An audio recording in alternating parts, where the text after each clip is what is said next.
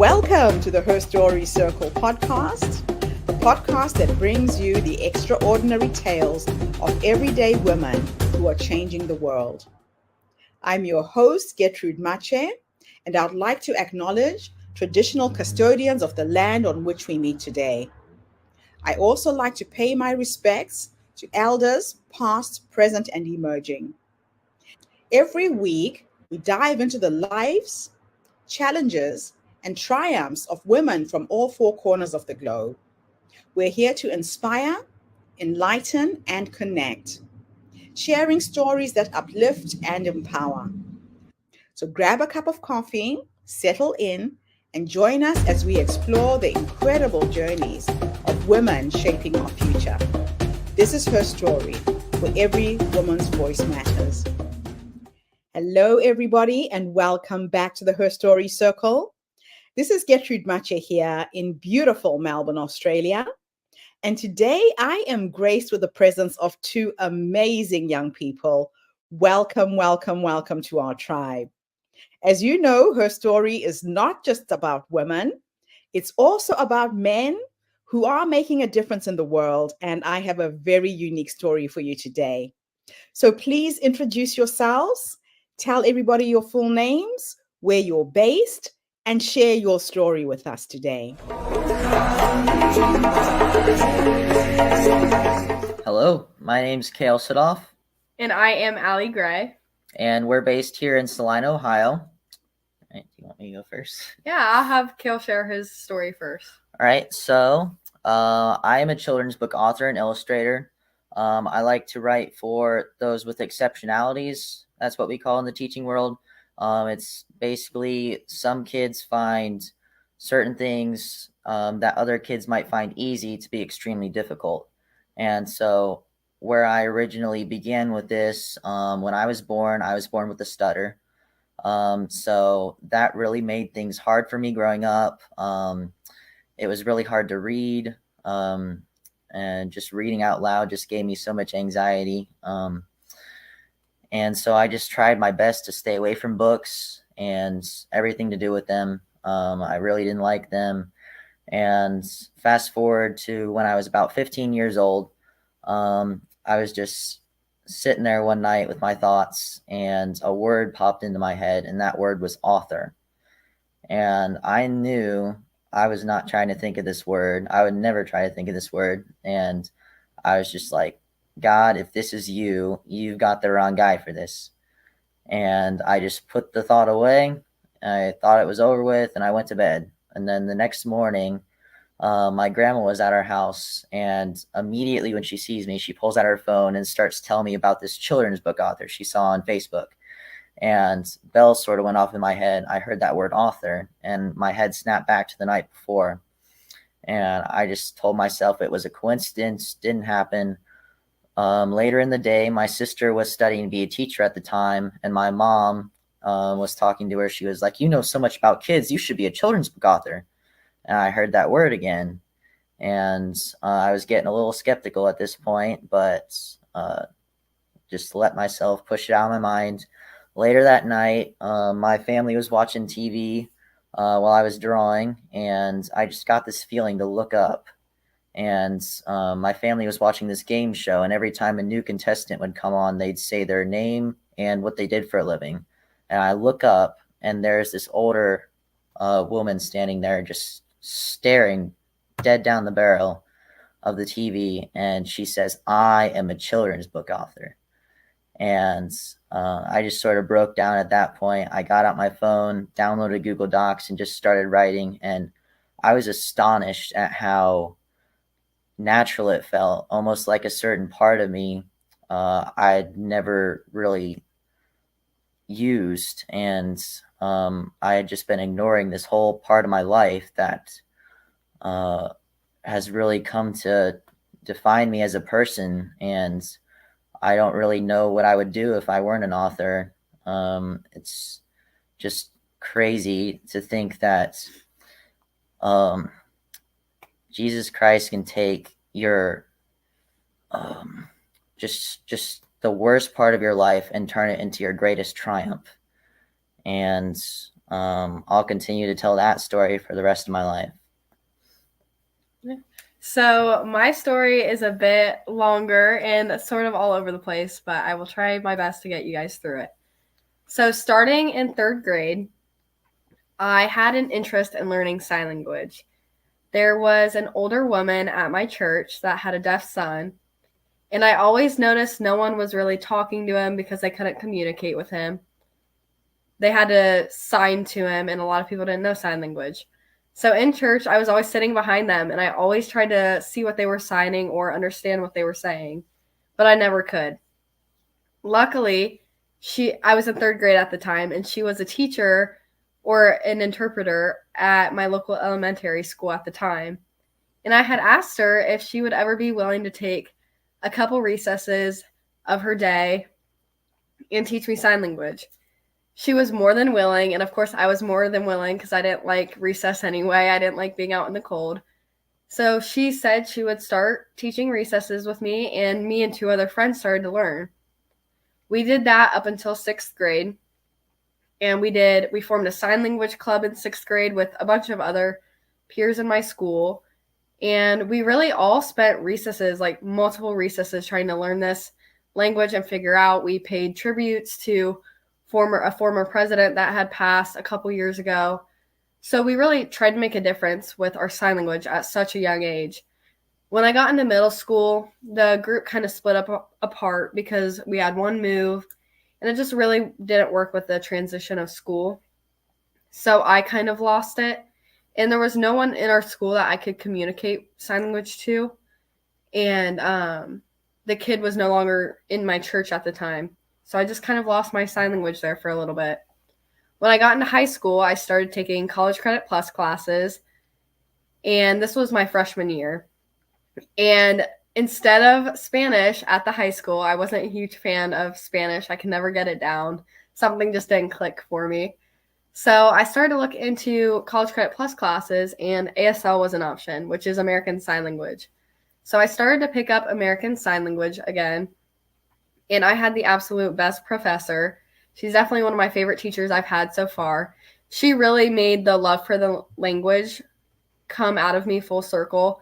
I was then doing deaf game nights. We were involved in deaf concerts where we would have deaf guests come and watch us sign songs.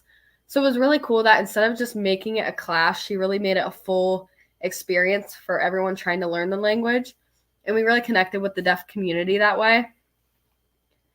So that's kind of my story with sign language. I've now taken 3 ASL courses and hoping to take a 4th one this coming fall. So with my sign language, a couple years ago, I did the Lake Festival pageant, so last year actually. And this was my first pageant. I wasn't really sure what I wanted to do with pageants. Everyone always told me I was a good speaker and good at communicating with people. So I just thought I'd try it. If I didn't like it, I didn't like it. But my question was, what would I do for a talent? I always thought to be in a pageant, you had to sing or dance or do generic talents. And they told me I could sign. So I signed a song in sign language, and that was my talent for the pageant. I had won the pageant, which was a local in my hometown. And from there, I went and competed at Miss Ohio's teen this past June, and I won Miss Ohio's teen. So now I will be going to compete for Miss America's teen in January. But with that, a lot of people think pageants are just beauty pageants, and there's a lot of controversy with that. But behind my story of that, I started a community service initiative, which is something from my first pageant that I carried through with me from today and so on, which is Be Real, Not Perfect. And this initiative is from a personal story of mine. I went through some things in 7th grade in middle school where I was comparing myself to the people around me. Some of my close friends, they were into weightlifting, and I really pushed myself to look more like them. And I really wasn't confident in myself and what I could bring to the table. So I got really unhealthy habits that way. And I started to change that freshman year of high school when I started to get more of the idea that I wanted to do pageants and make a difference for not just myself, but for others. So with my initiative, I really want to make a difference in not just the lives of my local community or my state, but really anyone I can. And with Be Real Not Perfect, I want to spread the message that even if you're different, that's okay and you are loved and valued, no matter your capabilities or your characteristics. I think this goes hand in hand with my sign language abilities because I can connect with the deaf community that maybe feels like they aren't loved or valued in certain ways. So I really want to tie this all together and make a difference. And with Kale, we really partnered up and are in hope to making a difference and making something great. But I know we have a story together, which he had reached out because he saw my initiative online. And he just said, why don't we try and work on making something out of this? So we just thought both of our stories really paired well together. We both had similar values. So we're kind of running with it and seeing what we can do. Wow. What an incredible story you two have. And what amazes me is that you actually found each other online. Technology is amazing. It's amazing how the world is flat. I mean, we are having a conversation with me sitting here in Melbourne, Australia. You're there in the United States. Now, I'm going to ask you a series of questions, and the first three questions are for both of you. And I'm happy with whoever wants to pick up an answer, or maybe you could answer 50-50. Okay. So, the inspiration of founding Silent Opportunities is all based on your personal experiences. How has this influenced the decision for the creation of Silent Opportunities, and what does Silent Opportunities actually do? Okay. Do you want me to go first? Yeah, you can go first. Okay. No. So with Silent Opportunities, we just really want to strive toward the end goal of inclusion of everybody who just is sort of outcast in society. Throughout high school, I definitely saw a lot of kids being excluded for a number of reasons, and I just don't think this is right. And our main goal is to bring awareness and give more opportunities to the deaf community. But really, the big picture, we just really want to bring inclusion and more opportunities to those who don't always have them. Yes, and to add to that, my story, when coming up with a name for Silent Opportunities, I was thinking on some names, and of course my story involves sign language, and that's a big part of who I am today and really what Silent Opportunities is. But we both have a goal to not just make a difference in the deaf community.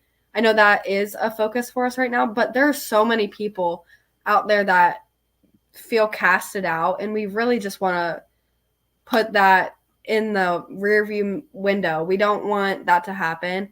And so we're really trying to spread this as best as we can, not just through the deaf community, but really put as much out there as we can to other communities around. So, what are your main goals and initiatives for Silent Opportunities? Okay, so coming up, we're doing a family fun day to try and raise funds to possibly donate to the Ohio School for the Deaf.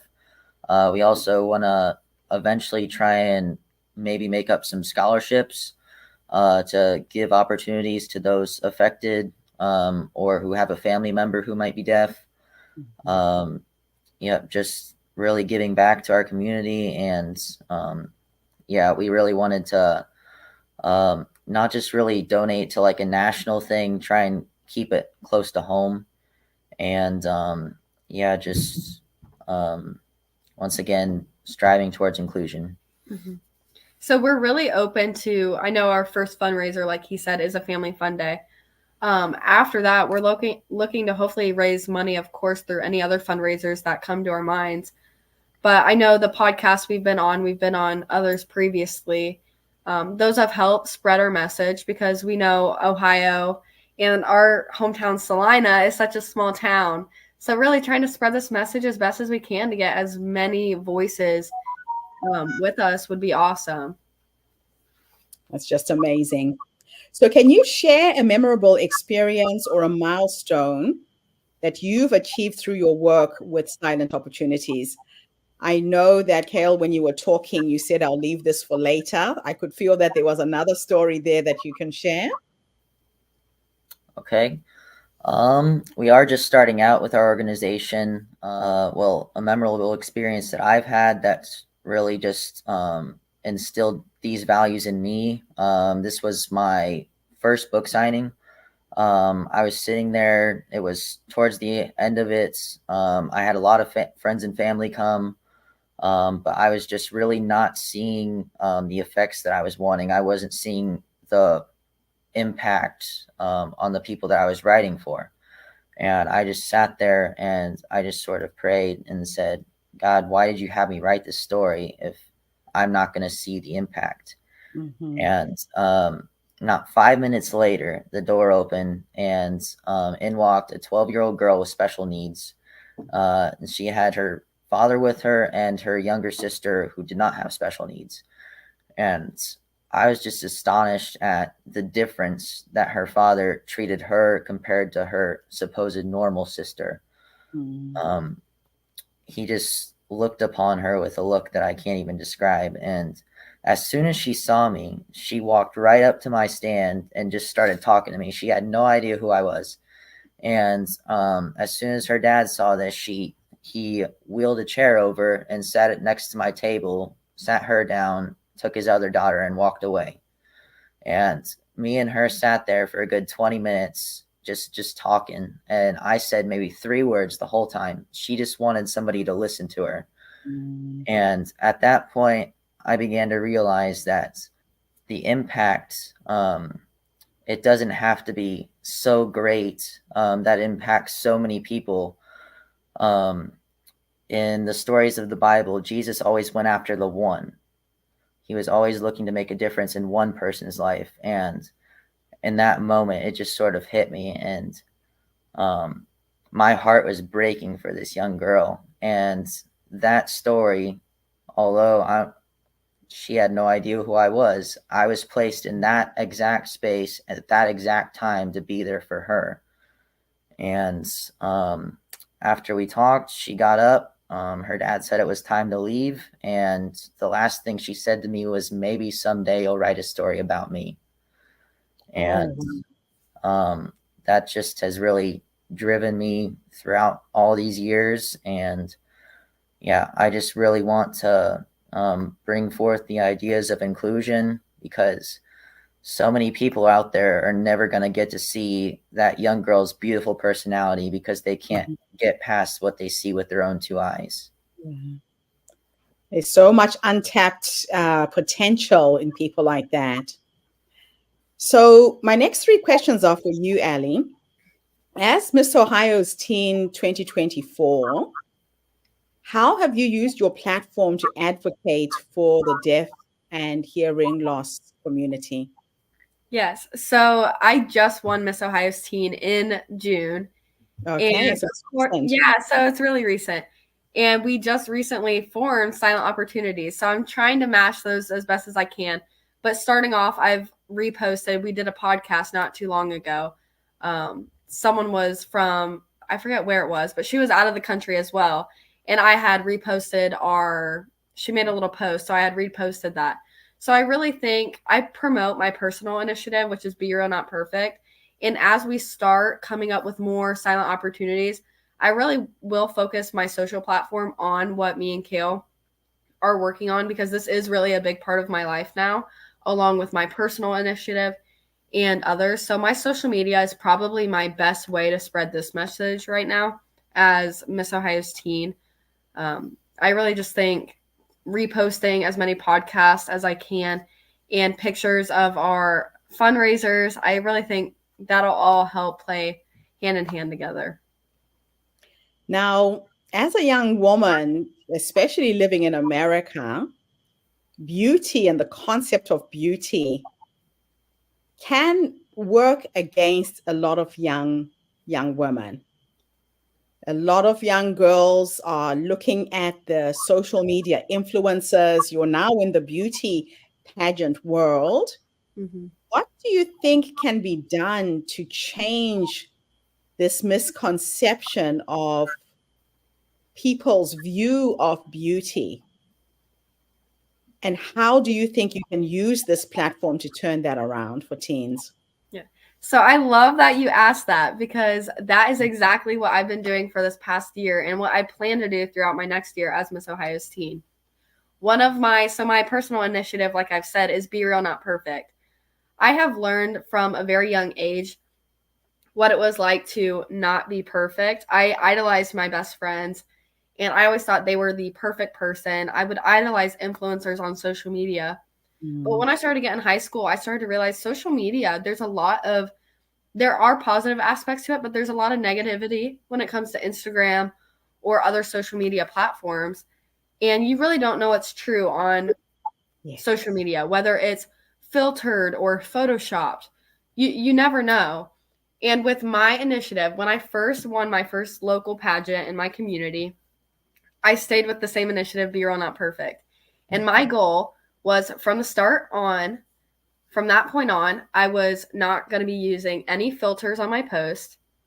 There was no Photoshop ever. Even if I had a photographer that took pictures, I'd make sure they would not edit anything unless it was lighting. And then if I had lighting changes or any filters like black and whites filters, I would caption it in my caption, and I would say, this is a filtered post. So I'm outing myself. So girls, whether that's teen or high school or even younger than that, they know what I'm putting out there is filtered.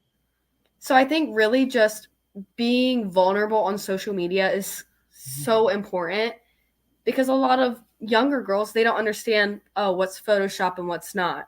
Yes. A lot of people think what they see is real, and a lot of times the sad truth is it's not.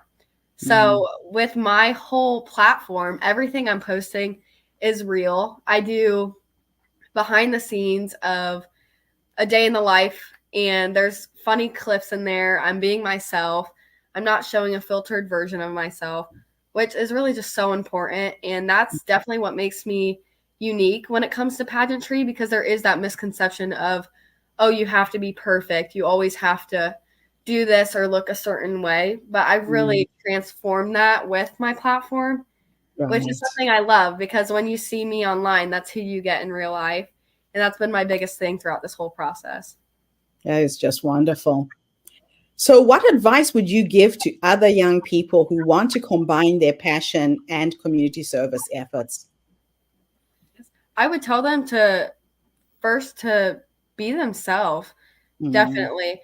I think when you're working towards something, make sure you're passionate about it, and make sure you have an end goal in the whole process.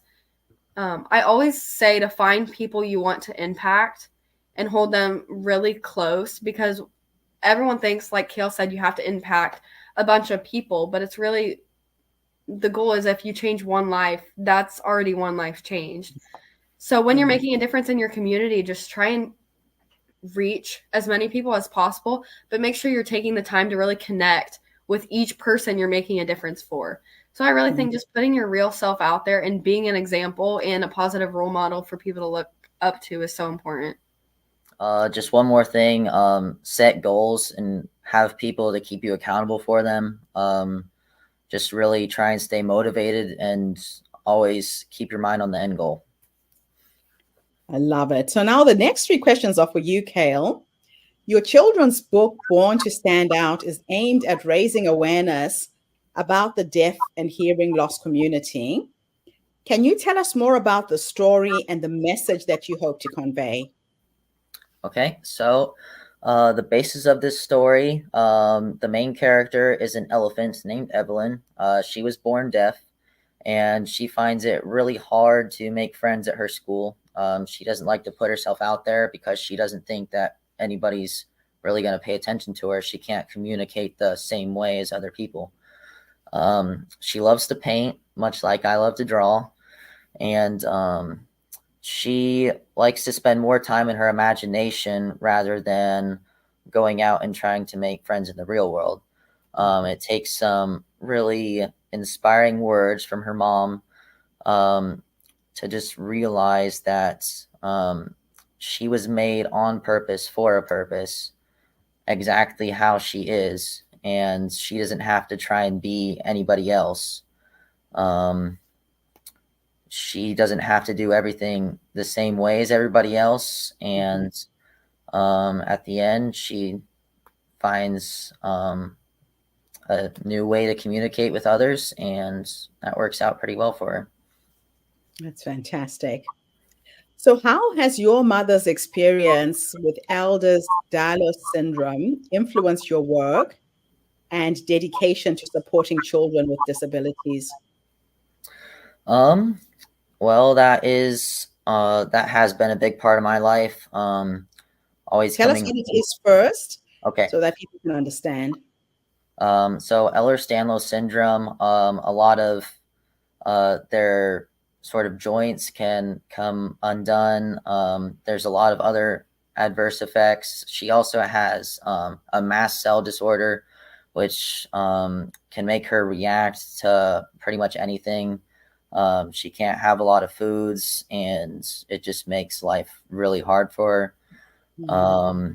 Yeah, just really anything can set off a reaction. She can get a 104 fever just like that. And yeah, it just created like a sense of uncertainty for me as a kid, like not knowing what's going on, and not being able to do anything about it. That really instilled in me the knowledge that you have no idea what another kid has to go home to, and you don't know what's going on in their life, so don't make their life any harder for them. Yeah, I just, yeah, with disabilities, I know it can make life so much harder, but you can see it as an obstacle or an opportunity, and you can still go out there and strive to be the best at what God made you to be.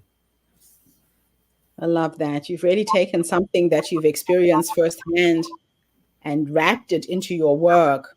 So, what challenges have you faced in writing and illustrating the children's books for special needs and disabilities, and how have you overcome them? Okay. Well, I have been drawing for as long as I can remember. That's always been a skill that I've really drawn confidence from, and I've always gotten better throughout the years. With illustrating a children's book, though, that requires a lot of bright colors and things. What I do is I have to take a picture of the sketch, and then I put it on my iPad, and then I had to teach myself how to use this whole new software to try and color it. I really didn't have anybody to show me how, so that was probably one of my biggest illustration difficulties. That took me a few months to figure out. With writing, I've experienced writer's block a couple times, but my strategy is to just sort of let it go. I always write on my Google Docs on my phone, so I can just let it go and then go throughout my day, and then ideas will just sort of pop in my head sometimes, and I'll be able to jot those down and then elaborate on them later and continue throughout the day. Yeah, just whenever you really face writer's block, just take a step back from it. I really don't like writing on a time crunch because that just sort of takes the joy out of it. I like taking my time and making sure every detail is really how it's meant to be. Fantastic. And have you thought of turning your books into audio books? Well, I actually got asked that a few weeks ago. I have thought about that. That is a really good idea, and yeah, I think that would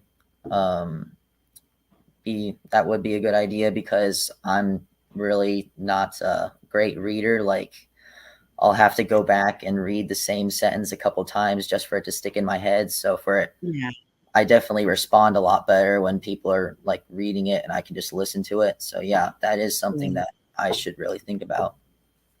Yeah, and especially for the community that you're trying to serve, right?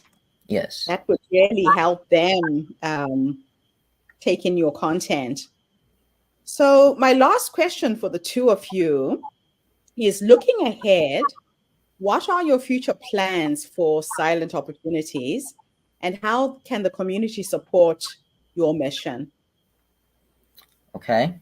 Our main objective right now is the Family Fun Day, which is in September.